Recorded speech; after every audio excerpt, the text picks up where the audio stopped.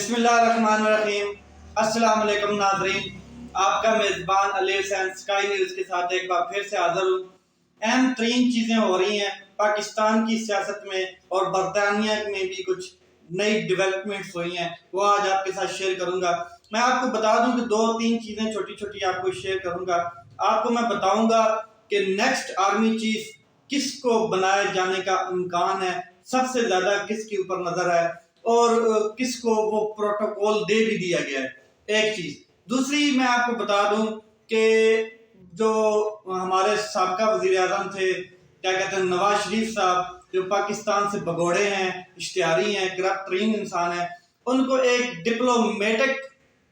Passport دے دیا گیا ہے تاکہ برطانیہ کے اندر ان کے اوپر کوئی کیس ہوتا ہے تو وہ کیا کہتے ہیں اس کو جسٹیفائی کر سکیں کہ نہیں، میں تو کیا کہتے ہیں ایک ڈپلومیٹ ہوں اور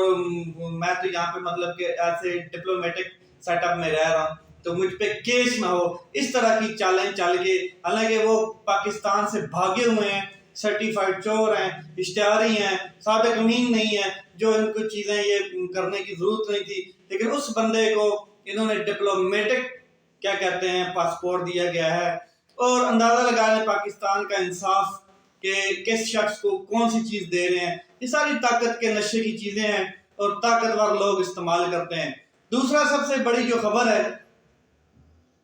شہباز شریف صاحب کے حوالے سے ہے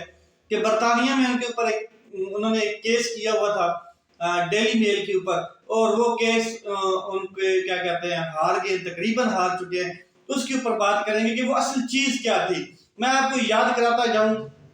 کہ کچھ عرصہ پہلے ایک مریم بی بی نے ایک کیا کہتے ہیں ویڈیو ایک وائرل ہوتی ہے، اور مریم بی بی گلے ملتی ہیں شہباز شریف صاحب کو جا کے اور کہتی ہیں، بالکل ان کے قریب جا کے کہتی ہیں کہ جی مبارک ہو،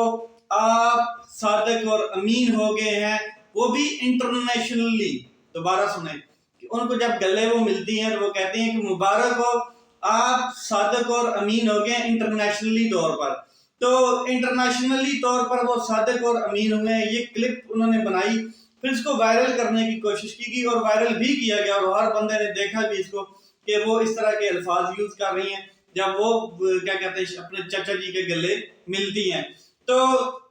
ایک تو پورے کا پورے خاندان کو یہ شوق بڑا پیدا ہو گیا کہ وہ صادق اور امین ہونے کا شدید قسم کا انتظار کر رہے ہیں، کب وہ صادق اور امین کے ٹائٹل سے نوازے جائیں۔ اور اب آپ اندازہ لگا لیں کہ یہ ان کی صبح بھی جھوٹ سے شروع ہوتی ہے اور شام سے بھی جو ہے وہ بھی جھوٹ بولتے بولتے ختم ہوتی ہے ان کی، اور یہ صادق اور امین کہلوانا چاہتے ہیں۔ وجہ کیا ہے کہ بیچارے آپ دیکھ رہے ہیں کہ عمران خان صاحب کو جب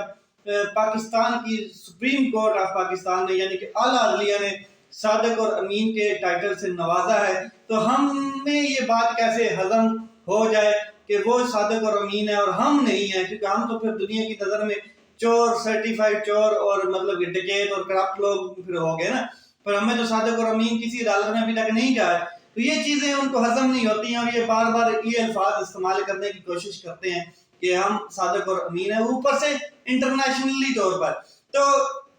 اس خاندان کی جو خواہش ہے کہ ہم صادق اور امین ہو جائیں، یہ کبھی نہیں ہو سکتے۔ اس کی ریزن ہے بہت پیچھے کہ یہ صبح اٹھتے بھی جھوٹ بول رہتے ہیں، شام کو سوتے ہوئے بھی جھوٹ بول رہتے ہیں، ہر طرف تو جھوٹ ان کا ہے۔ اور مریم جو کہتی تھی بار بار میری پاکستان دنیا میں تو کیا پاکستان میں بھی کوئی پراپرٹی نہیں ہے، اور پھر اس کے جو گونگلو بھائی ہیں انہوں نے اڑا کر رکھ دی اس کی ساری سٹیٹمنٹ کو کہ آپ کی کہاں کہاں پراپرٹیز ہیں، اور ایمن فیلڈ کی مالک آپ ہیں، اور جتنے اپارٹمنٹس ہیں ان کی مالک الحمدللہ وہ خود بینیفیشری اونرز ہیں۔ تو یہ تو ان کا مطلب سچائی کا کیا کہتے ہیں ایک پیرامیٹر ہے۔ اس کے علاوہ پھر ایک ٹائم تھا جب وہ شدید قسم کی جھوٹ بولتی نہیں، اور انہوں نے ایک اور جھوٹ بولا کہ یہ جو کہتے ہیں نا کہ یہ چھوٹی چھوٹی عمروں میں یہ بچے اتنے کہ امیر کیسے ہو گئے، کروڑ پتی کیسے بن گئے، تو وہ انہوں نے اسٹیٹمنٹ کیا دی تھی، یہ اس دادا کے پوتے ہیں جو 90s اور 80s میں کیا کہتے ہیں امیر ترین تھا، کروڑ پتی تھا، سٹیل ملوں کا مالک تھا، اور یہ وہ، اور اس کی جو سٹیٹمنٹ ہے وہ اس کے پیارے محبوب چاچا نے، جس کو اس نے کہا ہے کہ آپ انٹرنیشنلی صادق اور امین ہو گئے ہیں، انہوں نے اڑا کے floor of the house assembly میں اندر اڑا کے رکھ دی اور کہا کہ نہیں جی میں تو ایک غریب کسان کا بیٹا ہوں. اب مجھے یہ نہیں سمجھ آ رہی کہ ان کا دادا جو وہ کہتے ہیں کہ ہمارا دادا کروڑ پتی ہے اور شہباز شریف صاحب کہتے ہیں کہ میرے جو والد صاحب ہیں وہ ایک غریب کسان ہیں. تو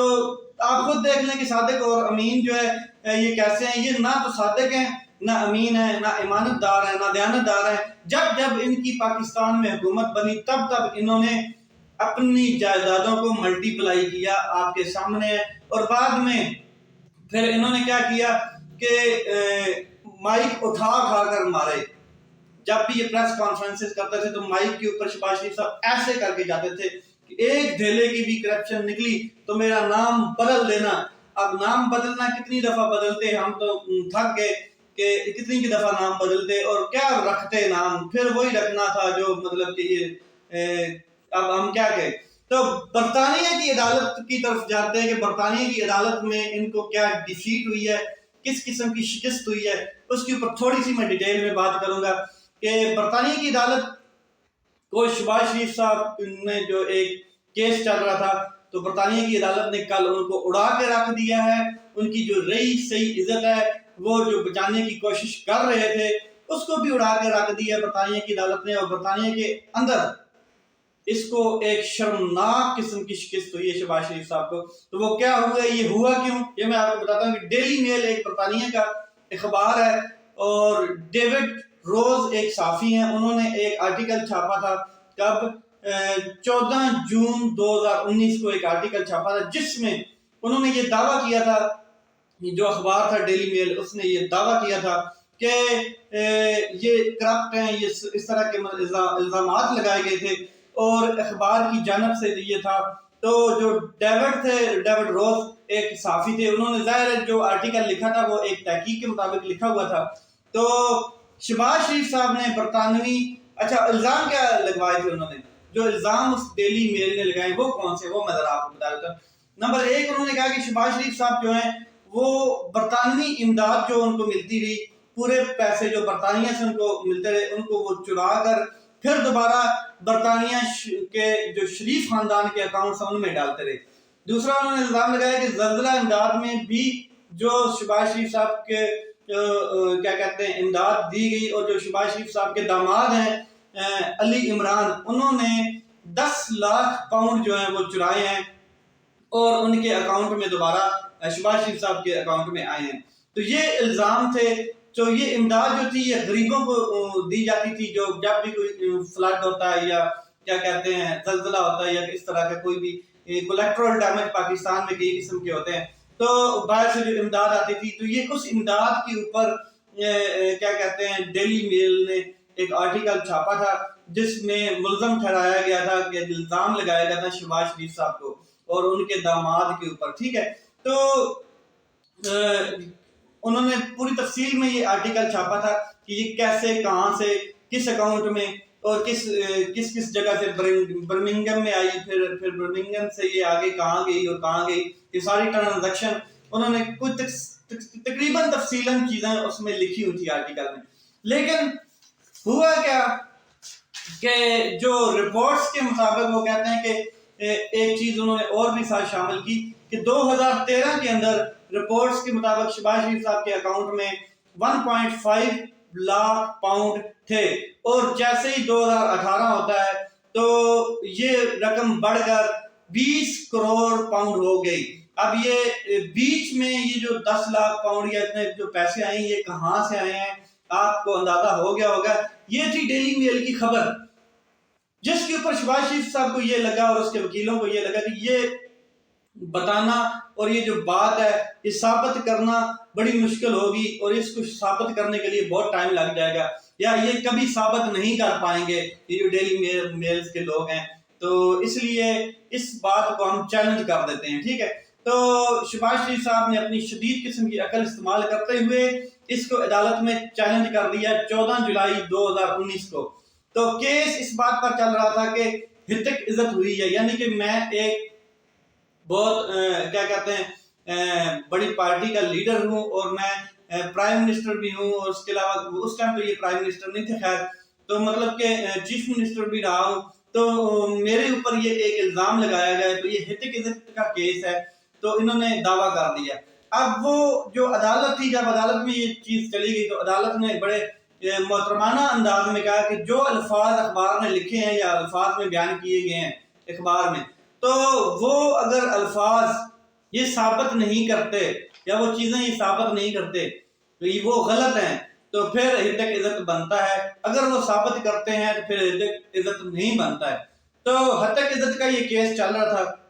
لہذا جو شہباز شریف صاحب ہیں انہوں نے 13 سوالات اس عدالت میں پیش کیے اور ڈیلی میل اخبار پر اٹھائے۔ اب ان 13 سوالات کا جواب جو ہے وہ ڈیلی میل کو جمع کروانا تھا، یعنی کہ 13 سوالات عدالت میں انہوں نے جمع کروا لیے کہ یہ 13 سوالات کے جواب ہمیں دیں، ورنہ یہ ہمارے اوپر ہتک عزت کا کیس ہے، اور ہتک عزت ہماری عزت کو مطلب کہ کیا کہ ڈی فیم کرنے کی کوشش کی گئی ہے ہمیں، ٹھیک ہے۔ تو جیسے ہی مطلب کہ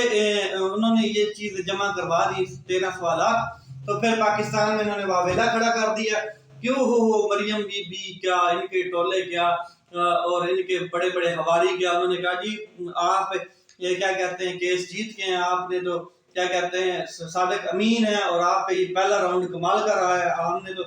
کھینچ کے رکھ دی ہے ڈیلی میل کو، یہ کر دیا وہ کر دیا، بڑا مطلب کہ شوخیاں جیسے یہ مناتے ہیں، پھر مٹھائیاں لے کے آتے ہیں بانٹتے ہیں، تو پھر واپس بھی کئی دفعہ ان کو کرنی پڑتی ہیں مٹھائیاں، اگلا لیتا نہیں ہے واپس۔ خیر یہ چیزیں ہوئی، بعد میں ہوا کیا کہ ڈیلی میل نے کہا کہ ہم جواب جمع کروائیں گے، واہ، تو تمام شواہد ہم اکٹھے کریں گے اور ہمیں ٹائم دیا جائے، ہم جمع کروائیں گے۔ پاکستان سے انہوں نے شواہد اکٹھے کیے، ظاہر پاکستان تحریک انصاف بھی اور باقی جو لوگ بھی تھے پاکستان تحریک انصاف کے اوپر بھی انہوں نے الزام لگایا ہوا تھا شہباز شریف صاحب نے، لیکن البتہ انہوں نے اپنے جو جتنے ذرائع تھے ڈیلی میل کے پاکستان میں جو لوگ سپورٹ کر رہے تھے ان کو، تو ان کے ذریعے انہوں نے شواہد اکٹھے کیے اور جنوری میں کیا کہتے ہیں ایک جواب جمع کروایا 50 صفحوں کا، یعنی کہ 50 صفحوں کا ڈیلی میل نے ایک جنوری کے اندر جواب جمع کروا دیا عدالت میں، جس میں باقاعدہ طور پر تمام ریکارڈز اور ثبوت کے ساتھ چیزیں بتائی گئی کہ پیسے کہاں سے، امداد کب دی گئی، کس اکاؤنٹ میں گئی، پاکستان سے پھر کس اکاؤنٹ میں کس جگہ پہ گئی، یہ منی لانڈرنگ کی کیسے گئی اور کس طریقے سے پھر ان کے اکاؤنٹس میں آئی، تمام شواہد کے ساتھ انہوں نے جواب جمع کروا دیا ڈیلی میل میں، اور ایک ایک اکاؤنٹ کا بتایا انہوں نے۔ تمام جب ثبوت عدالت میں جمع ہوئے تو پتہ چل گیا کہ شہباز شریف صاحب کو چوری تو پکڑی گئی ہے۔ پھر عدالت میں انہوں نے اسٹے کے لیے ایک درخواست ڈال دی کہ یہ عدالت اس کیس کا فیصلہ نہ دے۔ پہلے اندازہ لگائیں کہ انہوں نے خود کیس کیا اپنی شدید عقل استعمال کرتے ہوئے، پھر انہوں نے اسٹے کے لیے درخواست دے دی کہ یہ عدالت اس کیس کا فیصلہ نہ سنائے اور اس کے اوپر مطلب کیا کہتے ہیں ڈیلے کرتے رہے۔ اچھا ڈیلے کرتے رہے، ہیلے بہانے وسیلے سارے ڈیلے کرتے رہے وہ آہستہ آہستہ چیزوں کو، اور کلیہ یہ استعمال کیا گیا کہ اگر عدالت یہ فیصلہ سناتی ہے برطانیہ کی تو پاکستان میں شہباز شریف صاحب پر جو کیسز چل رہے ہیں یہ ان پر بھی اثر انداز ہوگا یہ فیصلہ۔ اب اندازہ لگا لیں کہ انصاف کا فیصلہ کیسے مطلب کہ کسی بھی عدالت میں ان کے اوپر اثر انداز ہو سکتا ہے، یا پاکستان میں جو انصاف کی عدالتیں ہیں تو یہ کس طرح کے بہانے لگاتے رہے، تاخیری حربے استعمال کرتے رہے، مگر وزیر اعظم بعد میں انہوں نے کہا کہ یہ بعد میں وزیر اعظم بن گئے، تو پھر انہوں نے ایک درخواست بھی دی کہ جی اب وہ وزیر اعظم ہیں تو وہ عدالت میں نہیں آ سکتے ہیں، بہت مصروفیات ہیں، جیسے پاکستان کی عدالتوں میں یہ مطلب کہ یہ اس طرح کی درخواستیں دیتے رہتے ہیں اور پاکستان کی اعلیٰ عدلیہ جو ہے وہ کہتی ہے چلیں ٹھیک ہے کوئی بات نہیں، اگر وہ وزیر اعظم میں مصروف ہیں کسی دورے پہ ہیں یہ، لیکن